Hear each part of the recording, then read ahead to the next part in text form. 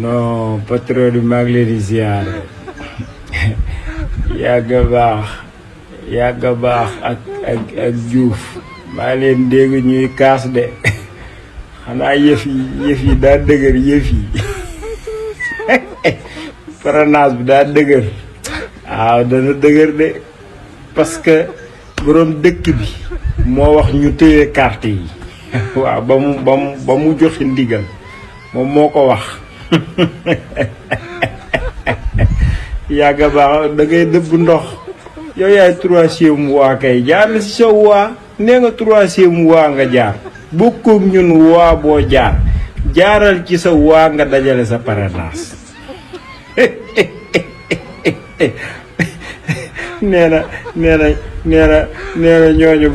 buñ dajalee parrainage dañuy yàqal ci ndaw ñi waa réew mi am ci moom yaakaar sa wax ji àndut bu fekkoon waa réew mi am nañ ci yow yaakaar wallaay dun na faale dañuy dem jox la parrainage yow la am yaakaar demal ñu parrainer la loolu jëruñ ñax jëruñ jooy waaye sama jarbaat bu bokk ci yow keroog bi ne dugalaat nañ ci liste yi président Ousmane Sonko daf maa woo naa ma jërul ngeen di def parrainage am ngeen député ma ne ko noonu dañuy def parrainage ndax dañoo bëgg dañuy def parrainage de ma ne ko noonu de kon booy ñu toog te xam ne yéen bu ngeen ci duggee kenn du am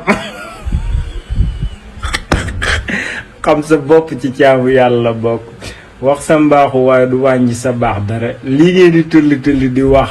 da ngeen di taxaw ne ko papa Sonko mu ne nga ne ko dimbali ñu rek lii léegi wa rasuuli may ñuy parrainage waaye gis nga bu ngeen fi taxawee nii di def ay déclaration xoola